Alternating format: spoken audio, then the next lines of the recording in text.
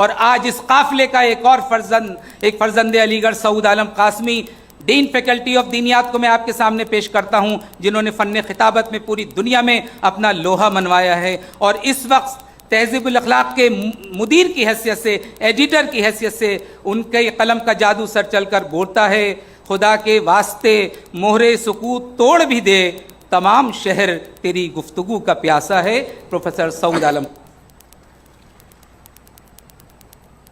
عالی جناب vice chancellor صاحب، پرو وائس چانسلر صاحب، رجسٹرار صاحب، مہمان خصوصی ڈاکٹر طاہر محمود صاحب، مہمان اعزازی جسٹس اقبال انصاری صاحب، چندن سنہا صاحب، خواتین و حضرات اور علیگ برادری، آج 17 اکتوبر ہے، بابائے قوم محسن ملت سر سید احمد خان کا یوم پیدائش ہے۔ یہ دن ہمیں یاد دلاتا ہے کہ ہم سر سید کی قربانیوں کو یاد کریں اور ان کے پیغام کو دنیا کے گوشے گوشے تک پہنچانے کا اہتمام کریں۔ سر سید ایک شخصیت کا نام نہیں، ایک عہد کا نام نہیں، ایک عہد ساز شخصیت کا نام ہے۔ ایسی شخصیت برسوں میں نہیں، صدیوں میں پیدا ہوتی ہے، جو لوح ایام پہ اپنے انمٹ نقوش چھوڑ جاتی ہے۔ مت مجھ کو سہل جانو، پھرتا ہے فلک برسوں، تب خاک کے پردے سے انسان نکلتے ہیں۔ سر سید مختلف الجہاز شخصیت تھے۔ سر سید مورخ بھی تھے، مدبر بھی تھے، قانون داں بھی تھے اور سیاست داں بھی تھے، مصلح بھی تھے، ماہر تعلیم بھی تھے، اور سب سے بڑی بات یہ ہے کہ دنیا انقلاب میں وہ عظیم الشان شخصیت تھے جنہوں نے ایک قوم کی تقدیر بدل ڈالی۔ سر سید جس عہد میں پیدا ہوئے وہ مغلیہ حکومت کی شام زوال تھی۔ سر سید نے پورے 40 سال 1817 سے لے کر 1857 تک ماضی پہ نظر رکھی، ہندوستان کے عروج و زوال کا گہرائی سے مشاہدہ کیا۔ اس زمانے میں ملازمت کے ساتھ سر سید نے جو کتابیں لکھی وہ ماضی کا حوالہ ہے۔ جلاء القلوب لکھی، تسیر فی جر ثقیل لکھی، سلسلۃ الملوک لکھی اور آثار الصنادید لکھی۔ یہ ساری کتابیں ماضی کا حوالہ ہے۔ 1857 سے لے کر 1870 تک سر سید نے مستقبل کے بجائے حال پہ نظر رکھی۔ 1857 کے بعد جو مسلمانوں کا قتل عام ہوا، ہندوستانیوں کا قتل عام ہوا، 1857 کی بغاوت کے نتیجے میں انگریزوں نے جو قہر ڈھائے، ہندوستان میں کسی سے مخفی نہیں ہے۔ سر سید نے ان حالات میں ابنائے وطن کی دستگیری کی، وہ نکل کر کے آئے۔ اس زمانے میں سر سید نے سرکشی ضلع بجنور لکھی، اسباب بغاوت ہند لکھی، تبین الکلام فی تفسیر التوراۃ والانجیل علی ملت اسلام لکھی، ڈبلیو ہنٹر کی کتاب آور انڈین مسلم کا جواب لکھا، اور صوبہ متحدہ کے گورنر ولیم مور کی کتاب لائف آف محمد کا جواب الخطبات الاحمدیہ کے نام سے لکھا۔ سر سید نے اس زمانے میں اپنی تحریروں میں جس بصیرت اور جس جرأت کا ثبوت دیا، اس کو سلام کرتے ہوئے علامہ اقبال نے کہا، بندہ مومن کا دل بیم و ریا سے پاک ہے، قوت فرما روا کے سامنے بے باک ہے۔ 1870 کے بعد جب لندن سے واپس آئے تو سر سید نے اپنی پوری زندگی قوم کی اصلاح، قوم میں تعلیمی ترقی اور قوم کی بیداری کے لیے لگا دی۔ سر سید کا اصل کارنامہ تعلیمی بیداری پیدا کرنا اور مسلم یونیورسٹی قائم کرنا ہے۔ آج کی نسل سر سید کی قربانیوں کو شاید نہ سمجھ سکے۔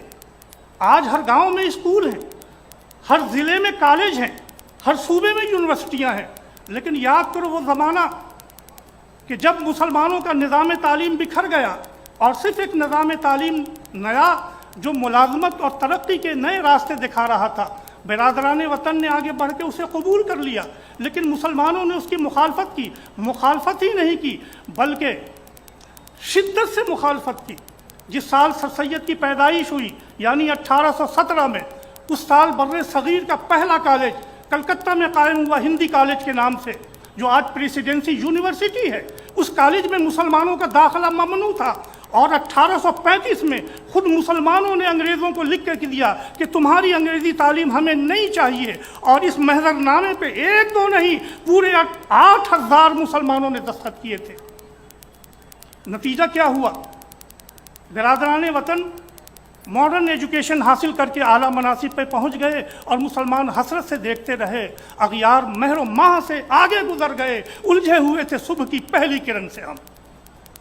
میرے عزیزوں، 1875 میں جب سر سید نے علی گڑھ کے اندر مدرسۃ العلوم قائم کیا، تو میں تمہیں بتاؤں میرے بیٹے اور بیٹیوں کہ پورے ہندوستان میں صرف 20 مسلمان گریجویٹ تھے، جبکہ برادران وطن میں یہ تعداد 850 تھی۔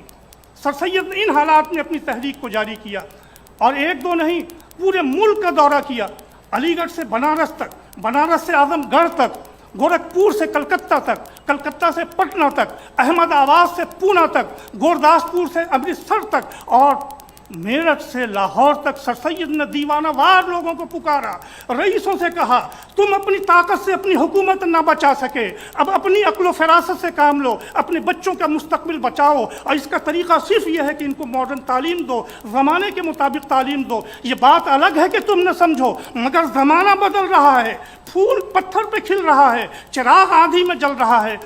اب ان پرانی حویلیوں کے قصیدے لکھنے سے فائدہ کیا؟ نئے زمانے کی روشنی لو، زمانہ کروٹ بدل رہا ہے۔ میرے عزیزوں اور میرے ساتھیوں، سر سید نے صرف تقریر اور تحریر کے ذریعے قوم کو نہیں جگایا، ایک معیاری کالج علی گڑھ میں قائم کر کے دکھایا جس کا نام تھا محمدن اینگلو اورینٹل کالج۔ نام تو اس کا محمدن اینگلو اورینٹل کالج تھا، لیکن اس کا دروازہ ہر مذہب کے لیے، ہر مسلک کے لیے، ہر برادری کے لیے، ہر ذات کے لیے، ہر جغرافیائی حد کے لیے کھلا رکھا۔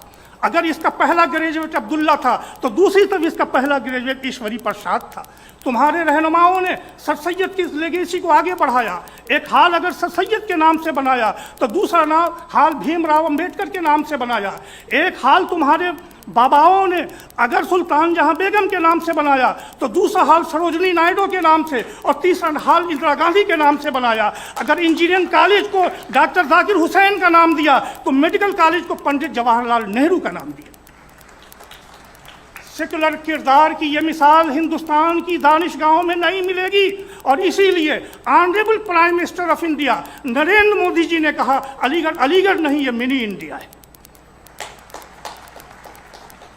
میرے عزیزوں، چند سال پہلے کووڈ سے پہلے ایک خلیجی ملک میں مجھے بلایا گیا، ہندوستان کے تعلیمی مسائل پر میری گفتگو ہوئی۔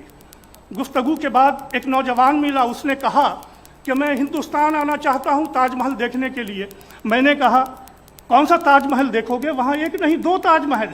اس نے کہا 2 تاج محل؟ میں نے کہا ایک تاج محل جو عہد شاہ جہانی کا حوالہ ہے، دوسرا تاج محل جو ودیا کا شوالا ہے، ایک تاج محل جو ممتاز جہاں کا مدفن ہے، دوسرا تاج محل جو علم و ادب کا مخزن ہے، ایک تاج محل جو بیگم کی محبت میں بنایا گیا، دوسرا تاج محل جو قوم کی محبت میں بنایا گیا، ایک تاج محل جس کی تعمیر سنگ مرمر سے ہوئی، اور دوسرا تاج محل جس کی تعمیر خون جگر سے ہوئی۔ ایک تاج محل جس کے صدر دروازے پر سورہ یاسین لکھی ہوئی ہے، سورہ یاسین جانتے ہو مرنے والے انسان پہ پڑھی جاتی ہے۔ دوسرا تاج محل وہ جس کی سجدگاہ یعنی ایسے سال کی مسجد پر سورہ الفجر لکھی ہوئی ہے۔ الفجر کا مطلب جانتے ہو نئی صبح کی بشارت، طلوع آفتاب کی علامت، جس کو اقبال نے اس طرح کہا کھول آنکھ، کھول آنکھ، زمیں دیکھ، فلک دیکھ، فضا دیکھ، مشرق سے ابھرتے ہوئے سورج کو ذرا دیکھ، خورشید جہاں تاب کی ذو تیرے شرر میں، آباد ہے ایک تازہ جہاں تیرے ہنر میں، جچتے نہیں بخشے ہوئے خورشید نظر میں، جنت تیری پنہا ہے تیرے خون جگر میں، اے پے کرے گل لڑکے اور لڑکیوں، اے پے کرے گل کوشش پے ہم کی جزا دیکھ، کھول آنکھ، زمیں دیکھ، فلک دیکھ، فضا دیکھ۔ وہ شخص کہنے لگا کہ میں یہی تاج محل دیکھنا چاہتا ہوں۔ میں نے کہا اس تاج محل کا اصلی نام علی گڑھ مسلم یونیورسٹی ہے، اور اس کے بانی کا نام سر سید احمد خان ہے۔ میرے بچوں اور میرے بچیوں، اس تاج محل کی قدر کرو، سر سید کے اس روایتی اور تاریخی اور علمی دانشگاہ کی قدر کرو، اس کے پیغام پر بنو اور اس کا پیغام لے کر پوری دنیا کے اندر چھا جاؤ۔ اس دعا پر اپنی بات ختم کرتا ہوں۔ زبانیں برگ گلنے کی دعا رنگی عبارت میں، خدا آباد رکھے اس چمن کو مہرباں ہو کر۔ ہندوستان زندہ باد، علی گڑھ پائندہ باد۔